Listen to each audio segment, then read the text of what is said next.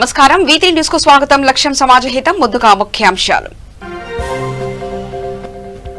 విజయవాడలో national human rights day వేడుకలు counselling సభ్యులను అభినందించిన హోంమంత్రి.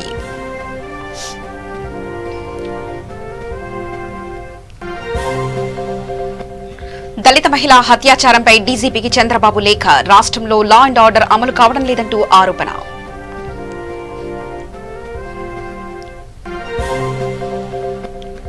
అనంతపురంలో యార్లగడ్డ లక్ష్మీప్రసాద్ సమీక్ష. పరిపాలనా భాషగా తెలుగును అమలు చేస్తామని స్పష్టం.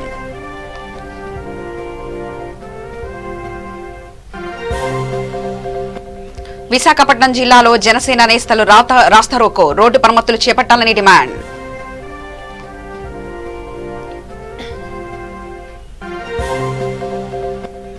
కర్నూలు జిల్లాలో అక్రమంగా వెండి తరలింపు. వాహనాల తనిఖీలో 500 కేజీల వెండి సీజ్.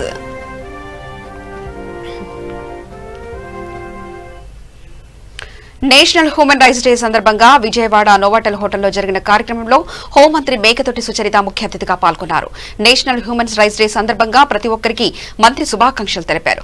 ఏపీలో నూతనంగా ఏర్పాటు చేసిన national human rights and anti crime counselling సభ్యులను అభినందించారు. వివిధ రంగాల్లో నిపుణులైన వారు హక్కుల పరిరక్షణ కోసం ముందుకు రావడం చాలా సంతోషకరంగా ఉందని మంత్రి అన్నారు. ఈ కార్యక్రమంలో YSRCP Vijayawada east incharge Devineni Avinash, ZPTC అభ్యర్థి Keerthi Soujanya, NHRACC national chairperson Samson, ఇతర కౌన్సిలింగ్ సభ్యులు పాల్గొన్నారు.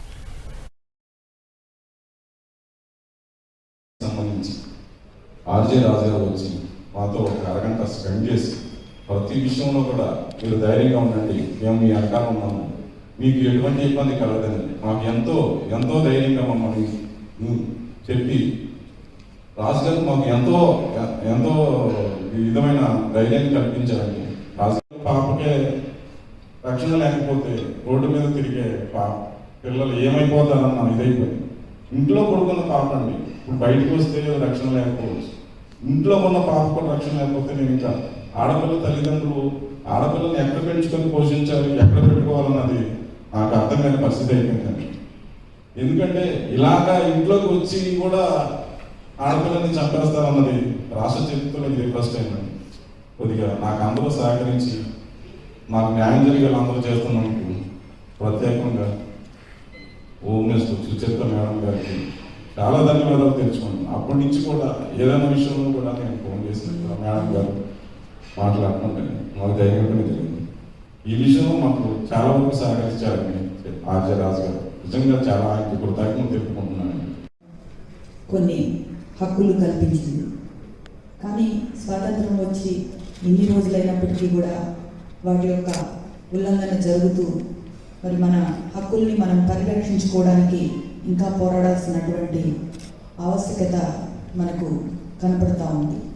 మరి అలాంటప్పుడు ఆయా రంగాల్లో ఉన్నటువంటి నిపుణులందరూ కలిసి ఆ హక్కుల్ని పరిరక్షించడానికి మన ఆంధ్ర రాష్ట్రంలో ఒక యూనిట్ని స్థాపించడానికి ముందుకు రావడం చాలా సంతోషదాయకం. మరి ఆ సభ్యులందరికీ కూడా నా హృదయపూర్వక శుభాకాంక్షలు తెలియజేస్తూ ఉన్నాను. మరి మనం చూస్తే మరి ఇందాక దివ్య తేజస్విని ఘటన కానివ్వండి, చాలా రకాల సంఘటనలు జరుగుతూ ఉన్నాయి. ముక్కుపచ్చలారని పసిపిల్లల మీద కూడా అత్యాచారాలు, అఘాయిత్యాలు పెరిగిపోతూ ఉన్నటువంటి పరిస్థితి. మనం చాలా చట్టాలు చేస్తూ ఉన్నాం. ఇక్కడే కాదు, దేశ స్థాయిలో మనకు నిర్భయ చట్టం ఉంది, రకరకాల చట్టాలు వస్తూ ఉన్నాయి. కానీ ఎక్కడా కూడా భయం లేనటువంటి పరిస్థితి కనపడుతూ ఉంది. మనకు ఛార్జ్షీట్ వేసిన తర్వాత వాళ్ళు బెయిల్ తీసుకుని బయట తిరుగుతా నిర్భయంగా తిరిగేటువంటి పరిస్థితులు, ఆ శిక్షలు ఖరారు కావడానికి చాలా సంవత్సరాలు పట్టే పరిస్థితుల్లో ఎవరు ఏం చేస్తారు అనేటువంటి ఒక భయం లేనటువంటి వాతావరణంలో నేరాలు సంఖ్య పెరిగిపోతూ ఉంది. మరి ముఖ్యంగా చిన్నారులు, మహిళల పట్ల దారుణాలు చాలా విచ్చలవిడిగా ఉన్నటువంటి పరిస్థితుల్లో మరి మన రాష్ట్రంలో కూడా గౌరవ ముఖ్యమంత్రి గారి ఆధ్వర్యంలో ప్రభుత్వం ఏర్పడిన తర్వాత చిన్నపిల్ల ఒక చిత్తూరులో ఒక 7 సంవత్సరాల బాలిక మీద అత్యాచారం చేసి చంపేసినటువంటి పరిస్థితి. అలాంటి సంఘటనలు చాలా నమోదవుతున్నట్టు పిదప మరి మన పక్కన ఉన్నటువంటి రాష్ట్రంలో ఒక దిశ ఘటన, ఇలాంటి ఘటనలు జరుగుతున్నాయి. మన అలాంటి సంఘటనలు చూసినప్పుడల్లా మన సత్వరంగా న్యాయం కావాలి, తక్షణ న్యాయం చేయండి బాధితులకు అని అడగడం పరిపాటిగా మారిపోతూ ఉంది. కానీ మరి అలాంటి చట్టాలు మనకి లేవు. సత్వర న్యాయం, తక్షణ న్యాయం అన్నది మన దగ్గర లేనటువంటి పరిస్థితుల్లో మన రాష్ట్రానికి ఒక ప్రత్యేకమైనటువంటి చట్టం కావాలి. ఇలాంటి హీనమైనటువంటి నేరాలు జరిగినప్పుడు మనం త్వరితగతిన దర్యాప్తు పూర్తి చేయాలి. ఆ దర్యాప్తు అన్నది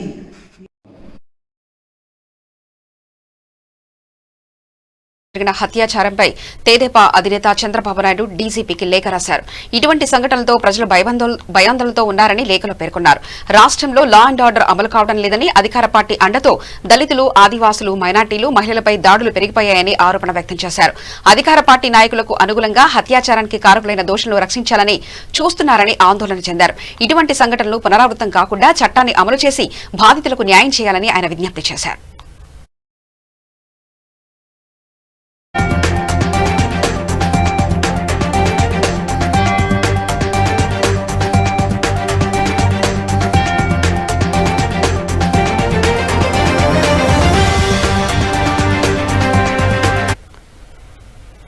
రాష్ట్రంలో తెలుగును పరిపాలనా భాషగా అమలు చేస్తామని తెలుగు అధికార భాషా సంఘం రాష్ట్ర అధ్యక్షుడు ఆచార్య యార్లగడ్డ లక్ష్మీప్రసాద్ అన్నారు. తెలుగు భాష అమలుపై అనంతపురం కలెక్టరేట్లో సమీక్షా సమావేశం నిర్వహించారు. తెలుగు భాష అమలుకు రాష్ట్ర ప్రభుత్వం చిత్తశుద్దితో పనిచేస్తుందన్నారు. అందుకే 1వ తరగతి నుంచి 10వ తరగతి వరకు ప్రభుత్వ పాఠశాలలో తెలుగు భాష బోధించేలా చర్యలు తీసుకున్నారన్నారు. ఏ క్షణమైనా ఎక్కడైనా ప్రభుత్వ కార్యాలయాల్లో పరిశీలించే బాధ్యత తెలుగు భాషా సంఘం సభ్యులపై ఉందన్నారు. గ్రామ సచివాలయాల్లో ఈ పాలనా భాగంగా ఉత్తర ప్రత్యుత్తరాలన్నీ తెలుగులో అమలయ్యేలా త్వరలో ప్రభుత్వం చర్యలు తీసుకుంటుందని ఆయన తెలిపారు.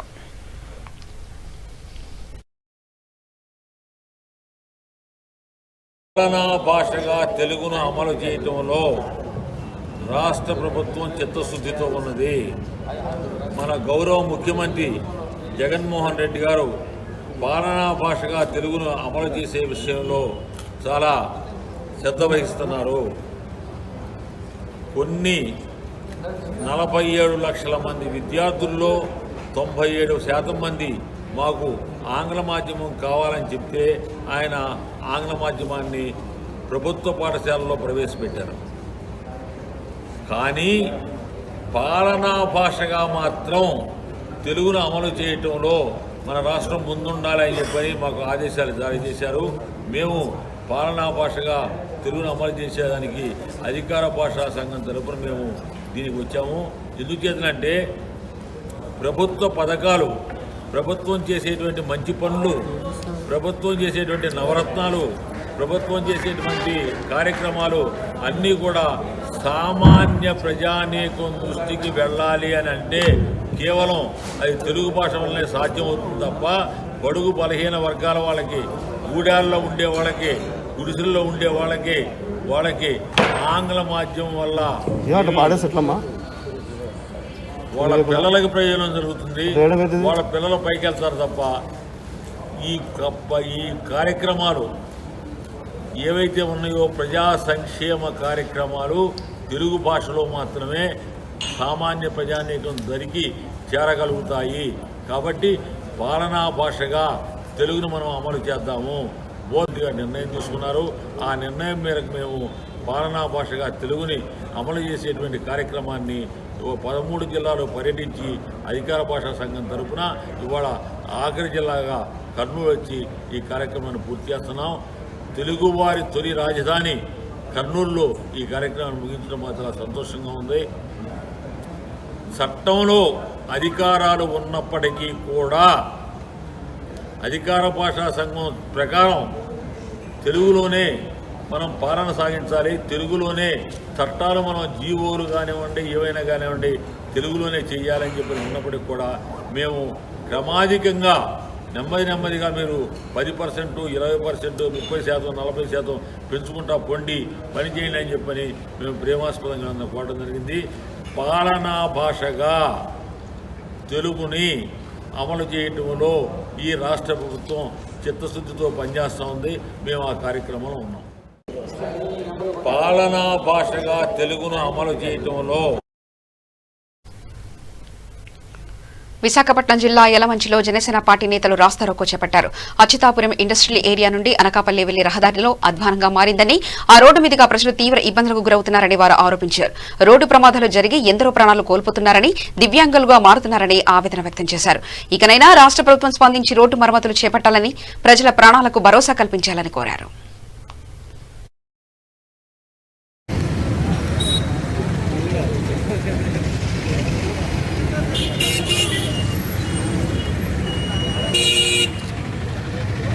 అచ్యుతాపురం జంక్షన్లో మరి 4 రోడ్లు కూడా విపరీతమైన ట్రాఫిక్. ఈ ట్రాఫిక్ వల్ల చాలా ఇబ్బంది అవుతుంది. గతంలో కూడా తెలుగుదేశం పార్టీ ప్రభుత్వం ఉన్నప్పుడు ఇక్కడ ముడుకుల మీద కూర్చొని నిరసన తెలియజేసాం, ఈ రోడ్ని ఎక్స్టెండ్ చేయమని చెప్పాం. మరీ దారుణంగా ఈరోజు ఏమైందంటే మరి ఎంత అధ్వానమైందంటే కనీసం ఒక నెల రోజుల వ్యవధిలో కనీసం ఒక 10 మంది 15 మంది దాకా ఇక్కడ చనిపోయి ఉన్నారు యాక్సిడెంట్ల వల్ల. చాలామంది కాళ్ళు చేతులు పోగొట్టుకున్నారు. గోతులు కప్పండి అంటే దిక్కు లేకుండా ఉన్నారు. ఇక్కడ యలమంచిలి నియోజకవర్గంలో ఎమ్మెల్యే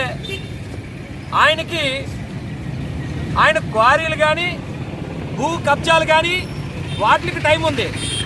ఏళ్ళ నుంచి తప్పించుకోవడానికి ఇలాంటి వాటికి మాత్రమే ఆయనకి టైం ఉంది, కానీ ప్రజల సమస్యల మీద ఎక్కడ కూడా వాళ్ళకి టైం లేదు. ఈరోజు ఈ ఏదైతే రోడ్లకు మరామతులు చేసి రోడ్లు ఎలాగ ఎగిరీలు రోడ్లు ఎలాగ విస్తరించరు, వీళ్ళ దగ్గర ఈ ప్రభుత్వం దగ్గర ఎక్స్పెక్ట్ చేయడం కూడా చాలా తప్పు. కనీసం ఆ గుంతలనైనా, రోడ్లకు పడిన గోతులనైనా మరి పూడ్చి ప్రాణాలు కాపాడమని వేడుకుంటున్నాం. మీరు గోతులు పూడ్చినంత వరకు జనసేన పార్టీ నుంచి ఇక్కడ మేము కూర్చున్నా ప్రజల కోసం ఎక్కడికి వెళ్ళేది లేదు.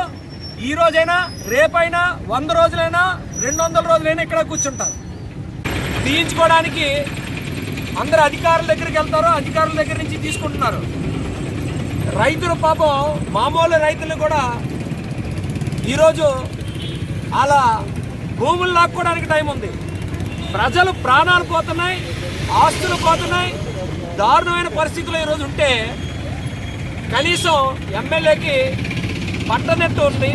ఈ ప్రజల ఓట్లతో ఎమ్మెల్యే అయ్యి ఆయన వ్యాపారాలు చేసుకోవడానికి, ఆయన ప్రభుత్వ భూముల్ని అక్రమంగా తరలిస్తున్న వెండి ఆభరణాలను కర్నూలు జిల్లా పోలీసులు స్వాధీనం చేసుకున్నారు.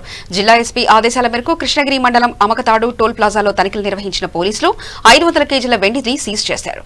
రాయ్పూర్ నుంచి సేలంకు కారులో ఎలాంటి రసీదులు లేకుండా తరలిస్తున్న వెండి ఆభరణాలను స్వాధీనం చేసుకున్నారు. 4గురిని అదుపులో తీసుకుని విచారణ చేపట్టారు.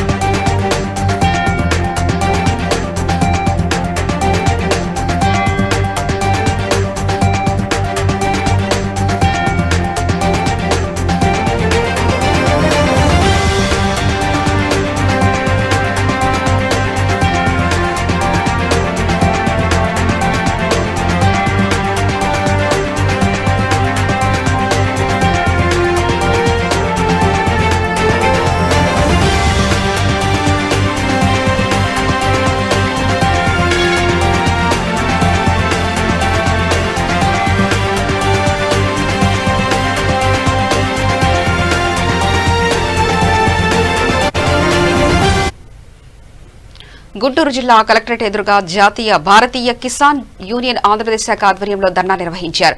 ఢిల్లీలో నల్ల చట్టాలకు వ్యతిరేకంగా జరుగుతున్న ఆందోళనకు మద్దతుగా మహాధర్నా కార్యక్రమం చేపట్టారు. రైతులను బానిసలుగా మార్చే నల్ల చట్టాలను వెనక్కి తీసుకోవాలని డిమాండ్ చేశారు. ఈ కార్యక్రమంలో జై కిసాన్ యూనియన్ పార్టీ ఆంధ్రప్రదేశ్ అధ్యక్షుడు వాజిద్ తదితరులు పాల్గొన్నారు.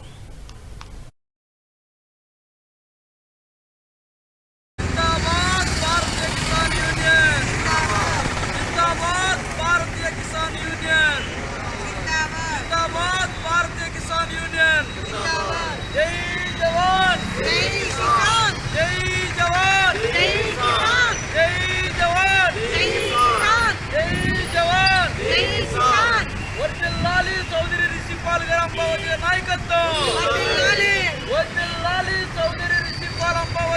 నాయకత్వం వర్ధిల్లాలి చౌదరి సింపాలమ్మ వదిలే నాయకత్వం జై జవాన్ జై జవాన్ జై జవాన్ వర్ధిల్లాలి పుస్తక్ వాజిద్ అలీ నాయకత్వం వర్ధిల్లాలి పుస్తక్ వాజిద్ అలీ నాయకత్వం వర్ధిల్లాలి పుస్తక్ వాజిద్ అలీ నాయకత్వం జై జవాన్ జై జవాన్ జై జవాన్ జై జవాన్ జిందాబాద్ భారతీయ కిసాన్ యూనియన్ జిందాబాద్ భారతీయ కిసాన్ యూనియన్ జిందాబాద్. కర్నూలు కలెక్టరేట్లోని సునైన ఆడిటోరియంలో జిల్లా విజిలెన్స్ అండ్ మానిటరింగ్ కమిటీ సమావేశం నిర్వహించారు. జిల్లా కలెక్టర్ జి వీరపాండ్యన్ ఈ సమావేశంలో కోడుమూరు, నందికొట్కూరు ఎమ్మెల్యేలు డాక్టర్ జె సుధాకర్, తోగూరు అర్దర్లు, జిల్లా SP doctor K Fakirappa, joint collector Syed Khaja Moinuddin, జిల్లా రెవెన్యూ అధికారి పుల్లయ్య తదితరులు పాల్గొన్నారు.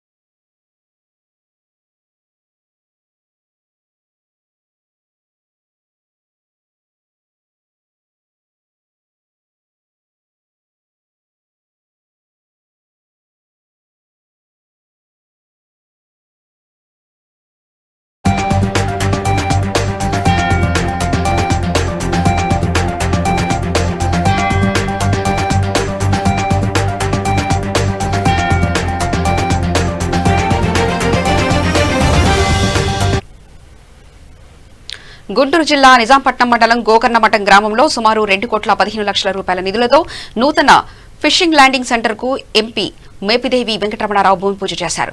ఈ కార్యక్రమంలో అధికారులు, మత్స్యకారులు, గ్రామస్తులు పాల్గొన్నారు.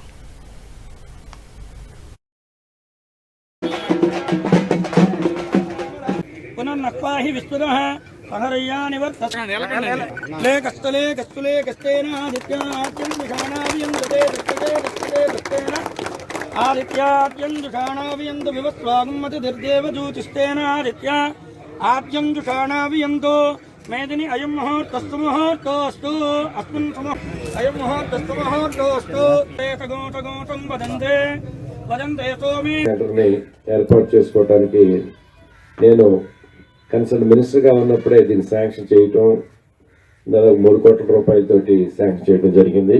అది వర్కింగ్ ఎస్టిమేషన్ కాస్ట్ వచ్చేసరికి సుమారుగా దానికి 2 కోట్ల రూపాయలు చిల్లర అవుతుంది. ఆల్రెడీ దీనికి డబ్బులు కూడా రెడీగా ఉన్నాయి. శంకుస్థాపన చేయాలని చెప్పి అనటం, ఆ శంకుస్థాపన కార్యక్రమం ఇప్పటికే 1-2 సార్లు వాయిదా పడటం, ఇప్పటికే చాలా లేట్ అయింది. లేకపోతే ఇప్పటికే పని మొదలు పెట్టి సగం పని కంప్లీట్ చేయాల్సినటువంటి వర్క్ ఇది. ఏదేమైనప్పటికీ కూడాను నిన్న మటం కూడా వర్షాలు ఎక్కువగా పడటం వల్ల కొంత ఆలస్యమైనప్పటికీ మరి ఈరోజు ఈ కార్యక్రమానికి శ్రీకారం చుట్టడం జరిగింది. కాబట్టి మరి ఈ ల్యాండింగ్ సెంటర్ ఇక్కడ ఏర్పాటు చేయటం వల్ల మరి ఈ రేవులు కూడాను మరి ఈ బోట్ ల్యాండింగ్ ఫిష్ ల్యాండింగ్ సెంటర్కి సంబంధించి బోట్లు యాంకరింగ్ చేసుకోవటం కానివ్వండి, ఆ యాక్టివిటీని పెంచుకోవటం కానివ్వండి, ఇది కూడా ఒక సెంటర్. పూర్వం రోజుల్లో అయితే నిజాంపట్నం సెంటర్ లేనప్పుడు గోకర్ణమఠమే మెయిన్, ఇక్కడే ఉండే ఈ బోట్లన్నీ కూడా ఎక్కువ శాతం ఇక్కడి నుంచే జరిగేది. రాకపోకలేదు. ఇప్పుడు ఆ హార్బర్ నిర్మాణం జరిగే టైంలో ఇక్కడి నుంచే దాదాపు 81, 82 ఆ టైంలో ఇక్కడి నుంచే యాక్టివిటీ అంతా కూడా జరిగేది. మళ్ళీ అలాంటి పూర్వ వైభవం గోకర్ణమఠం గ్రామానికి తప్పనిసరిగా రానున్న రోజుల్లో వస్తుందని చెప్పి ఈ సందర్భంగా గ్రామస్తులందరూ తెలియజేయడమే కాకుండా గౌరవ ముఖ్యమంత్రి శ్రీ వైఎస్ జగన్మోహన్ రెడ్డి గారు ముఖ్యమంత్రిగా బాధ్యత చేపట్టినప్పటి నుంచి ఆయన కొన్ని ప్రత్యేకమైన వ్యవసాయ అనుబంధంగా ఉన్నటువంటి కొన్ని రంగాల మీద ప్రత్యేకమైన దృష్టి సారించినటువంటి పరిస్థితులు ఉన్నాయి. అందులో ప్రధానంగా వేల కోట్ల రూపాయలు విదేశీ కరెన్సీని, విదేశీ మారక ద్రవ్యాన్ని ఆర్జించి పెడుతున్నటువంటి ఫిషరీ సెక్టార్ని, అలాగే ఆక్వా సెక్టార్ని డెఫినెట్గా ఇంకా బలోపేతం చేయాలి. దాని మీద ఆధారపడి బ్రతికేటటువంటి కుటుంబాలకు ఎక్కువ ప్రోత్సాహాన్ని ఇవ్వాలి. వాటితో పాటుగా కొన్ని మౌలిక సౌకర్యాలు ఏర్పాటు చేయాలనేటువంటి ఆలోచనతోటి ముఖ్యమంత్రి గారు ప్రత్యేకమైన దృష్టి పెట్టడం, ఆ క్రమంలో భాగంగానే ఈ వ్యవస్థలో ఉన్నటువంటి లోటుపాట్లు అన్నిటి మీద కూడాను మరి ముఖ్యమంత్రి గారికి కొంత అవగాహన ఉండటం జరిగింది. వాటితో పాటుగా సంబంధిత శాఖ మంత్రిగా టైంలో ఉన్నప్పుడు వాటన్నిటి మీద కూడా కొంత పూర్తిగా కూలంకషంగా అధ్యయనం చేసి మరి చాలా వరకు సమస్యల పరిష్కారానికి ఇప్పటికే ముఖ్యమంత్రి గారు నిర్ణయం తీసుకోవడం జరిగింది. చెరువులకు సంబంధించి అయితే యూనిట్ కాస్ట్ ₹50 యూనిట్ కాస్ట్ ధర ఇవ్వటం వల్ల ఒక్కొక్క రైతుకి ఒక్కొక్క సీజన్ వచ్చేసరికి పెద్ద రైతులకి అయితే సుమారుగా 40-50 వేల రూపాయలు కూడా కలిసి వస్తున్నటువంటి పరిస్థితులు ఉన్నాయి. వాటితో పాటుగానే ఫిషింగ్ సెక్టార్కి సంబంధించినంత వరకు మరి డీజిల్ సబ్సిడీని గతంలో ₹4 ₹9 చేయటం కానివ్వండి, మరి ఎవరైనా చనిపోతే 5 లక్షల రూపాయలు క్లెయిమ్ రావాలంటే నానా అవస్థలు పడాల్సి వచ్చేది. అట్లాంటిది 10 లక్షల రూపాయలు చేయటమే కాకుండా ఇమ్మీడియట్లీ ఆ క్లెయిమ్ క్లియర్ అయ్యేటువంటి వ్యవహారాలు చేయడంతో పాటుగానే మరి బ్యాన్ పీరియడ్ లో వచ్చేటటువంటి మరి 4,000 రూపాయలని 10,000 రూపాయలు చేయటం కానివ్వండి, ఈ విధంగా అనేక రకాలైనటువంటి సమస్యల పరిష్కారం శ్రీకారం చుట్టిన పరిస్థితులు ఉన్నాయి. వాటితో పాటుగానే మరి భారతదేశంలోనే గుజరాత్ తర్వాత అతిపెద్ద తీర ప్రాంతం ఉన్నటువంటి రాష్ట్రం ఆంధ్ర రాష్ట్రం. కానీ చెప్పుకోవడానికి సరైనటువంటి ఫిషింగ్ హార్బర్లు నిజామాబాద్లో, మచిలీపట్నం, లేకపోతే విశాఖపట్నం, కాకినాడ తప్ప సరైనటువంటి ఫిషింగ్ హార్బర్. కృష్ణా జిల్లా ఇబ్రాహీంపట్నంలో డాక్టర్ బిఆర్ అంబేద్కర్, బాబు జగజీవన్ రావుల విగ్రహాలను హోంమంత్రి మేకతోటి సుచరిత, విద్యాశాఖ మంత్రి ఆదుమూలపు సురేష్ ఆవిష్కరించారు. ఈ కార్యక్రమంలో Bapatla MP Nandigam Suresh, Mylavaram MLA Vasanthakrishna Prasad, Pedana MLA Jogi Ramesh, ఇతర వైఎస్ఆర్సీపీ నాయకులు, కార్యకర్తలు పెద్ద సంఖ్యలో పాల్గొన్నారు.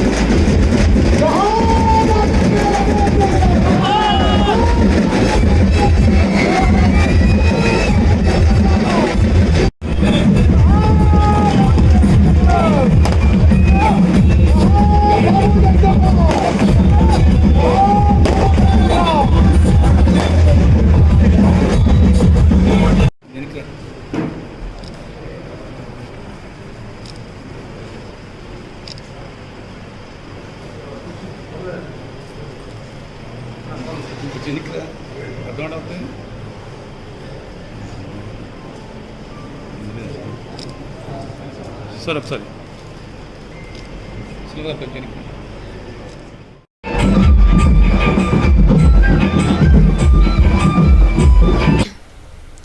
అనంతపురం జిల్లా ఉరవకొండ మార్కెట్ యార్డ్ కమిటీ ప్రమాణ స్వీకారం మార్కెట్ యార్డ్ ఆవరణలో అట్టహాసంగా జరిగింది. ప్రమాణ స్వీకార కార్యక్రమానికి ముఖ్య అతిథులుగా మాజీ MLA Y Visweswara Reddy, ADCC bank chairman Veeranjaneyulu హాజరయ్యారు. మార్కెట్ యార్డ్ కమిటీ చైర్మన్ గా బోయే సుశీలమ్మ, వైస్ చైర్మన్ గా బోయే సుంకనతో పాటు సభ్యులు ప్రమాణ స్వీకారం చేశారు. వైఎస్ఆర్సీపీ ప్రభుత్వం రైతు ప్రభుత్వం అని, పేదలకు కడుపు నింపే ప్రభుత్వమే కానీ కడుపు కొట్టేది కాదని విశ్వేశ్వరరెడ్డి అన్నారు. మార్కెట్ యార్డ్ కమిటీ అభివృద్ధిలోకి తీసుకుపోవాలని ఆకాంక్షించారు. ఈ కార్యక్రమంలో పార్టీ నాయకులు, కార్యకర్తలు పాల్గొన్నారు. మార్కెట్ కమిటీ ఉరవకొండ అధ్యక్షురాలుగా నియమించినందున నేను వ్యవసాయ మార్కెట్ల చట్టము మరియు రూల్స్ ప్రకారము నడుచుకుంటానని మరియు రైతు ప్రయోజనం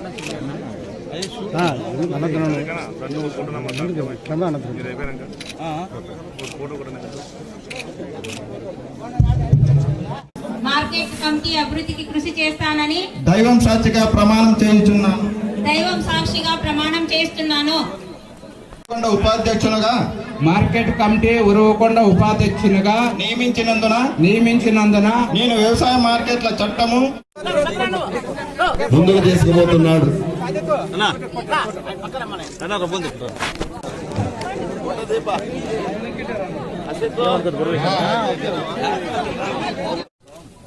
మన ముఖ్యమంత్రి జగన్మోహన్ రెడ్డి గారు పదవి చేపట్టినప్పటి నుంచి ఎలక్షన్ల మేనిఫెస్టోలో ఏం చెప్పారు వాటన్నిటినీ అంటే సంక్షేమ అభివృద్ధి విషయాలలో కావచ్చు, పార్టీ పరంగా రాజకీయ పదవులు ఇచ్చే విషయంలో కావచ్చు, ఎలక్షన్ల ముందు ఏం చెప్పారు వాటన్నిటినీ తూచా తప్పకుండా పాటిస్తూ వస్తున్నారు మన అధినేత జగన్మోహన్ రెడ్డి గారు. మరి అందులో భాగంగానే వైఎస్ఆర్ కాంగ్రెస్ పార్టీ అధికారంలోకి వస్తే తాను ముఖ్యమంత్రి అయితే ఎస్సీ, ఎస్టీ, బీసీ మైనారిటీలకు నామినేటెడ్ పోస్టులో కావచ్చు నామినేటెడ్ వర్క్స్ లో కావచ్చు 50% రిజర్వేషన్ కల్పిస్తానని చెప్పడం జరిగింది. మరి ఆయన ముఖ్యమంత్రి అయిన తర్వాత గతంలో పాలించిన ముఖ్యమంత్రుల మాదిరి కాకుండా మరి ఏ రాష్ట్రంలో కూడా ఏ ముఖ్యమంత్రి చేయనటువంటి సాహసోపేతమైనటువంటి నిర్ణయం చేసి నిరూపించారు ఈ 50% రిజర్వేషన్ ని. ఇక్కడ ఈ Uravakonda market chairman vice chairman ఎన్నిక భిన్నంగా ఉంది. మరి బోయ సుశీలమ్మ గారి ఎన్నిక చేయడంలోనే చాలా గొప్ప విషయం.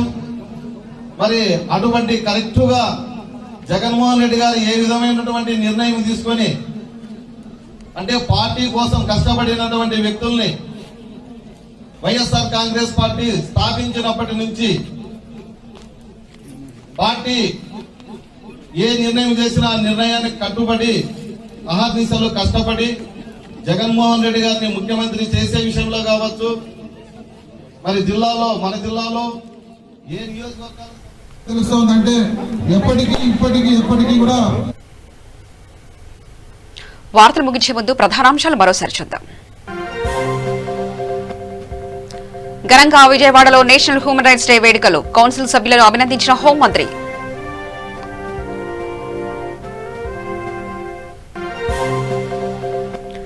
దళిత మహిళా అత్యాచారంపై డీజీపీకి చంద్రబాబు లేఖ, రాష్ట్రంలో లా అండ్ ఆర్డర్ అమలు కావడం లేదంటూ ఆరోపణ.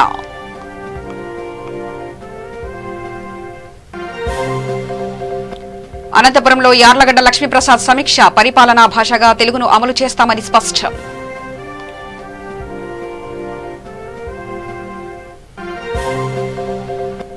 విశాఖపట్నం జిల్లాలో జనసేన నేతలు రాస్తారోకో, రోడ్డు మరమ్మతులు చేపట్టాలని డిమాండ్.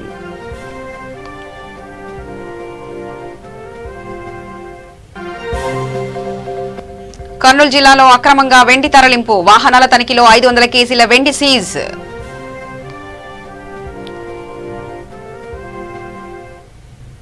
సమగ్ర సమాచార శ్రవంతికై చూస్తూనే ఉండండి V3 న్యూస్, లక్ష్యం సమాజహితం.